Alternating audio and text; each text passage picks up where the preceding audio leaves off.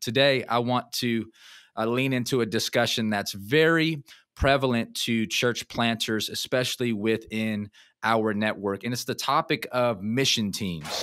Family, multiplication, restoration. I'm Heiden Ratner. Join me, Noah Oldham and Heiden Ratner, as we come to you from Atlanta, St. Louis, and Las Vegas, as we seek to add value to your church planting journey. We'll have real-time, authentic conversations that are relevant to the life of the church planter and pastor.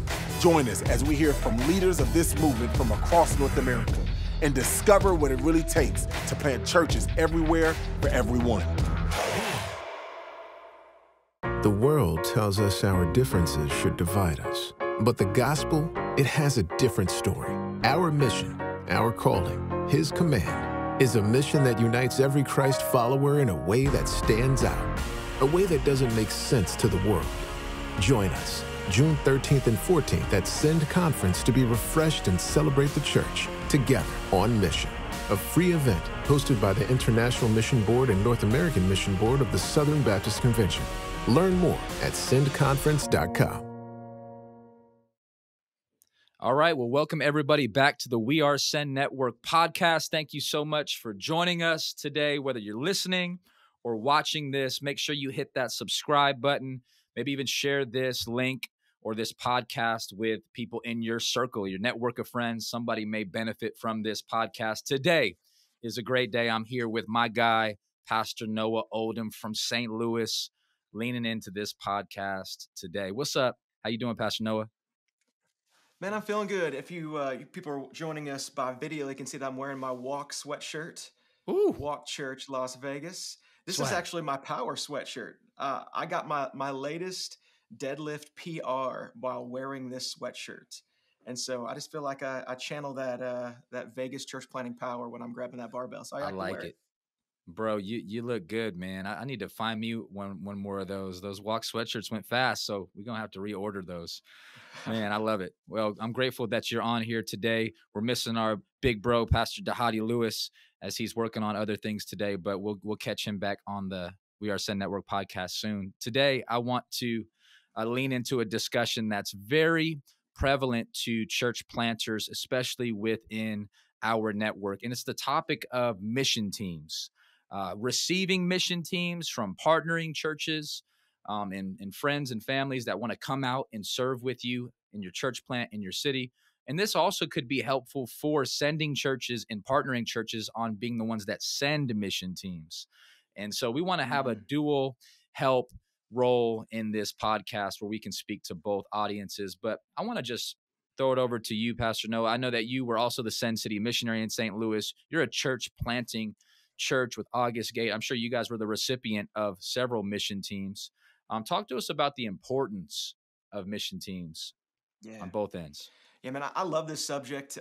It's so multifaceted, as we're going to see today as we discuss it. But as you said, for 9 years, I got to serve as the Send City missionary in St. Louis. And so I was the only one for all those years that we ever had.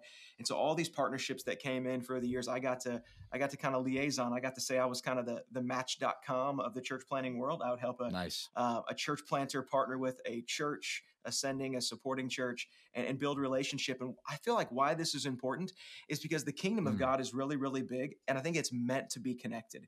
What we see from the very beginning of the church in Scripture is this partnership. You have the church in Jerusalem sending help when the church of Antioch gets started. Barnabas comes up, brings in Saul, does all kinds of stuff like that. And then what we see reverse later is the Gentile church is helping the Jewish church as they're in need. So I think there's a synergy when we do that. And so we're a part of a big family in Send Network and in SBC. And I think it keeps us connected, and I think it keeps us moving in the same direction. Good. Yeah, it keeps us moving in the same direction, especially when, for example, our church here in Las Vegas, we were blessed to have several partnering churches from Mississippi, Mobile, Alabama, Lebanon, Ohio, just different contexts than our city in the West, right? And so what was really beautiful is seeing people from the South or from the Midwest come to Las Vegas, learn a new culture, cross a culture, and get in on the mission.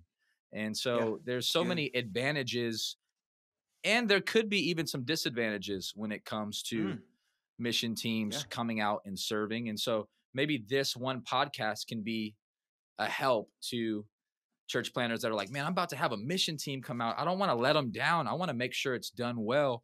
Noah, talk to us about some of the advantages to having mission teams come out and serve, and then maybe we'll talk about some of Oh the man. disadvantages and how to help clarify some of those. Yeah.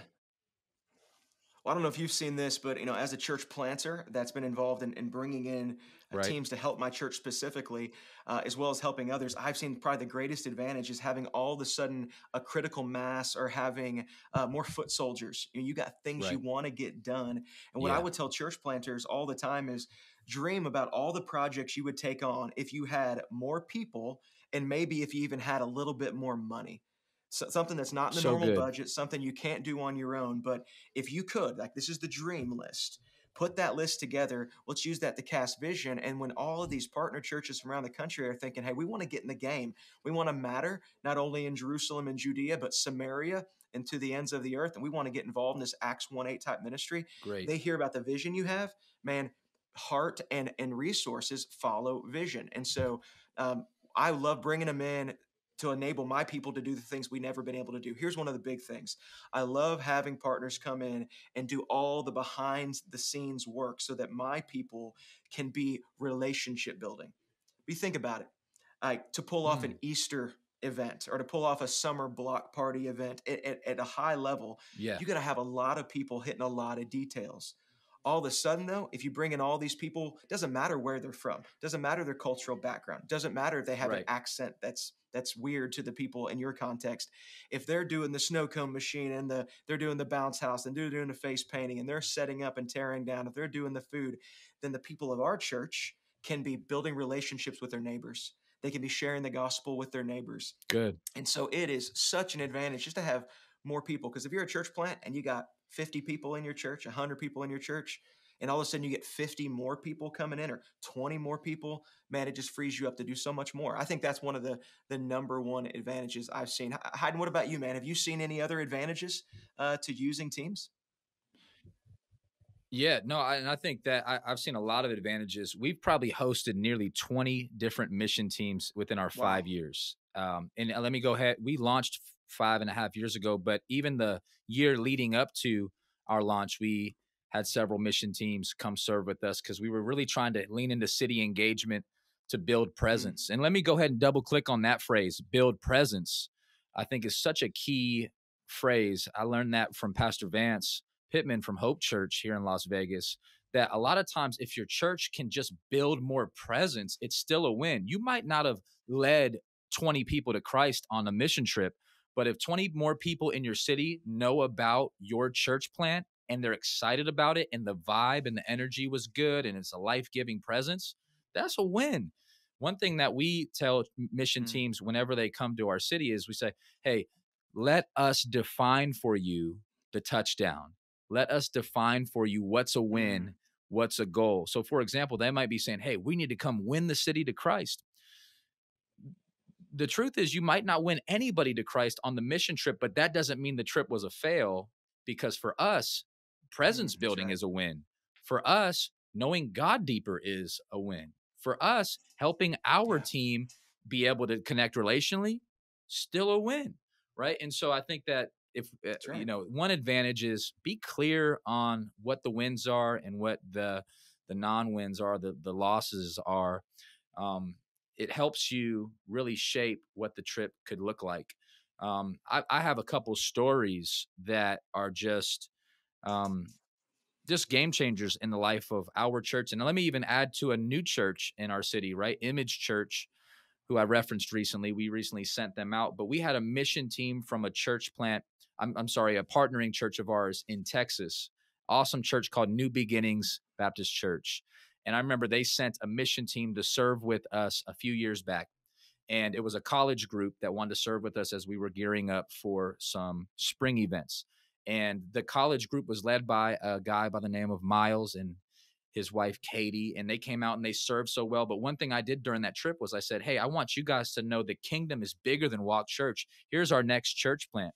And so this group went and Mm, served with Ryan and they started to do prayer walking with their church plant, and they were going to do that with us as well. But we served both churches, but God had a bigger plan. He began to call Miles, the leader of that mission team, to the city during that prayer walk.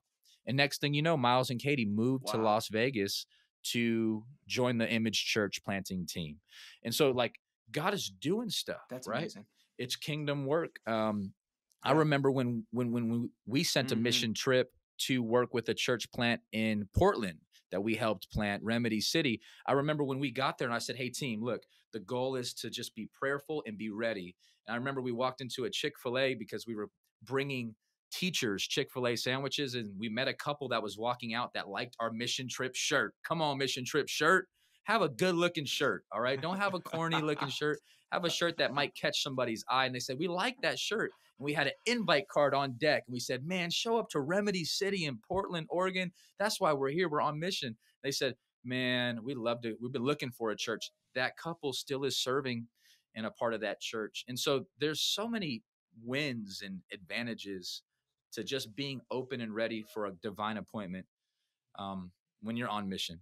Pastor Noah, I love it. I get pumped up talking about That's it. amazing. But there's on the other side, there could be some spiritual warfare when it comes to mission teams and trips. There could even be some disadvantages. Talk to us about maybe some disadvantages. Maybe you have some practical stories of some things that could have went better. What could be disadvantages of mission trips in the life of a church plant? Yeah, I think especially when we're looking at areas where there is a new gospel presence coming in, and you're really trying to develop that ministry of presence. You're trying to build a rapport. You're trying to build relationship for the long haul. I think that sometimes we can confuse a mission trip and that building of planting a new church in a community with one-time evangelism projects. Now, I'm not against one-time evangelism projects. I've done a lot of that. I used to go to college campuses. I've gone to, when I was in South Florida, I used to go to Hollywood Boulevard and just random strangers. I meet anybody in the airport or in a rental car, I'm sharing the gospel with them. But there's a difference between that and going on a trip and just kind of shotgunning everybody because you know you're never going to see them again.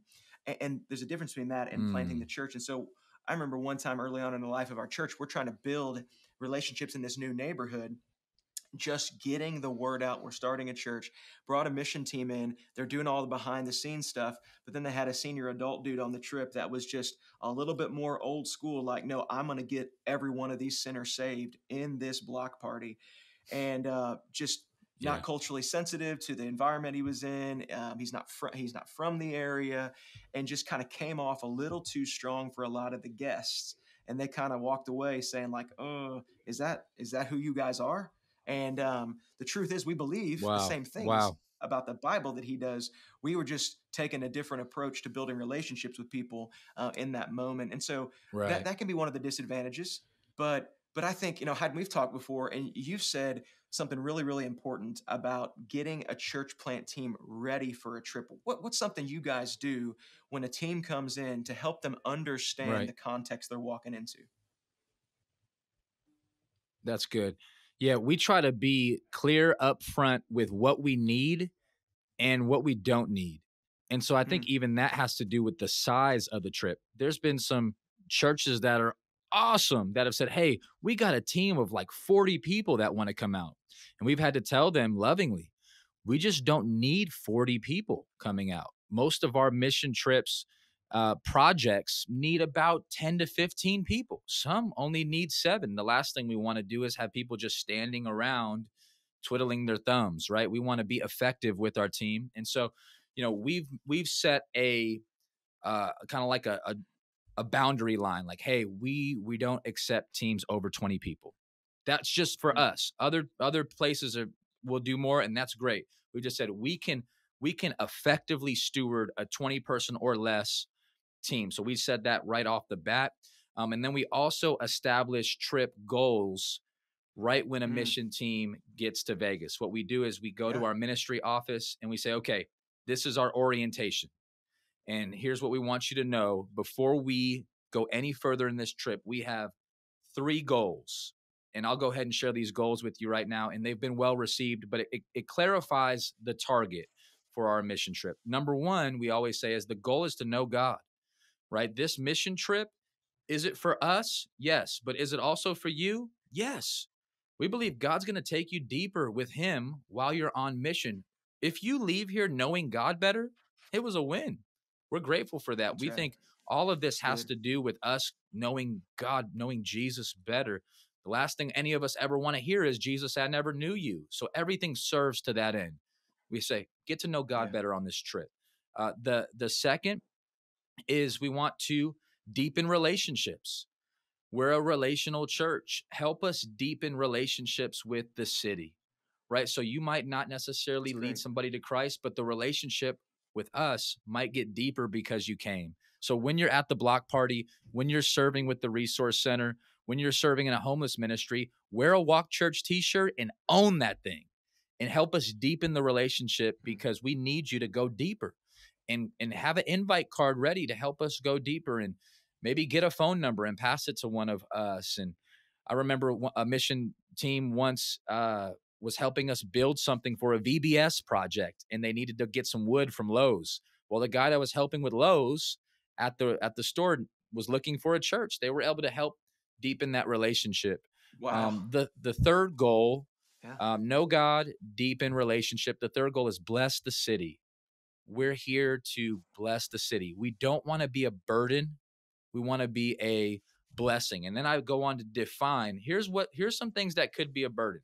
If you just go up to somebody and say, hey, do you know Jesus, right off the bat? They might say, do you know my name? Right. And we treasure names and people, and that's not necessarily how we do evangelism. We're pro evangelism, in season and out of season, but how we go about it, it may be a little bit different. So we want to bless the city, and we don't want to leave a distasteful vibe when it comes to the church. If you're Yeah. helping with homeless ministry, houseless ministry, if you're helping pick up some trash, if you're helping cook on a hot dog or do a snow cone stand, if you're helping do a paint project at the school that our church is meeting at, just know you're blessing this city. That's a win. And so we would always say, if you're down to do those three things, know God, deepen relationships, and bless the city, we're going to have a great trip. If you are weird about any of those, maybe we should get you back on an airplane before we leave this office. And we just had to say, okay, let's be really clear up front. Yeah. And let's pray, and let's Yeah. pray, and let's be ready for that. And we've had, I Yeah. can't think of a negative trip that we've had, but it was I think it was a lot of it was dependent on being clear about what the goal was. Man, it's so good. Man, I love it. I think that, and I want church planners to hear, it's good to receive teams. It's good to partner in those ways. I don't want them So good. to get a bad taste in their mouth because they had a bad experience. I want to tell one quick story that I think Do is it. life-changing. Was for me. We had a partner church come in that said, hey, we want to start giving you cash every month, a certain amount of cash Wow. every year. But there's one condition. We want to send our junior high mission team every year. And spring break, they said, count the cost. We know that that's going to be an undertaking. So I counted the cost, and we were really poor. And I said, yes, send them. Let's do it. And so that first year came along where the mission team's going to come in. All these junior high kids, it was like 50 junior high kids and their adults. They're staying at our church, getting showers at the local YMCA. And then what we decided to do is we're going to hit thousands of homes before Easter, advertising for Easter.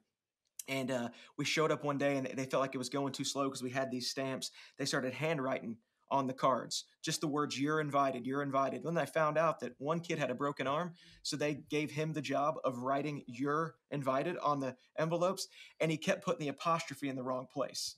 You're invited, and he had the apostrophe in the wrong place. And I'm like, oh my gosh, how many of these went out? And they're like, hundreds went out. Well, here's the other side of that story. I was so embarrassed. I was so worried. Easter's in 2 weeks. The Sunday after they left, we had somebody check in online on Facebook and say, I'm checking out this church for the first time as a joke and a gift to my husband who grew up in the church. Ha ha, I'm an atheist. This should be fun. She shows up. I go find her because she checked in. I know she's there somewhere. I introduce myself. They come. They are deeply convicted. They plug into a small group.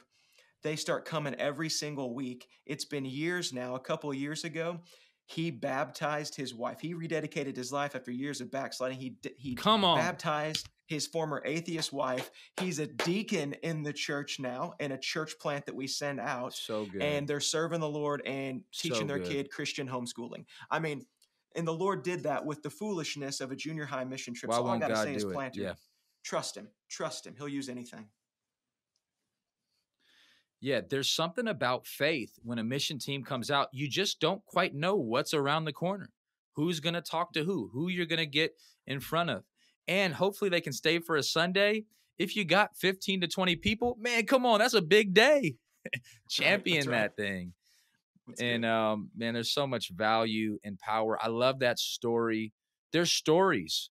There's legit God stories that come out of mission teams. And I'm so grateful for our SBC, Send Network, and NAM family, that this is part of the culture of being a part of this big family, that sending is not foreign. Sending is familiar, right? Sending on mission. Right. And you never quite know what can come out of these teams. So if you're a sending church or a partnering church, consider adopting a Send Network church plant, getting in touch, sending a mission team. If you're a new up-and-coming church plant, be open to getting in and receiving mission teams, and just make sure you're clear on what's an advantage, clear on what's a disadvantage. And this really could be a win for you and your church.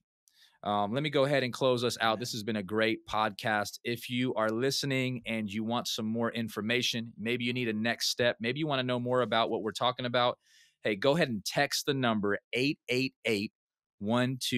Text 888-123. Just text the word Send Network. You'll get some reply and follow-up. Will help you take your next step and get you the information you need. Always, you can check out our website, sendnetwork.com. Good stuff happening all the way around. We want you to know about it. So until next time, God bless. Hit that subscribe button, share this, and have a great week. God bless.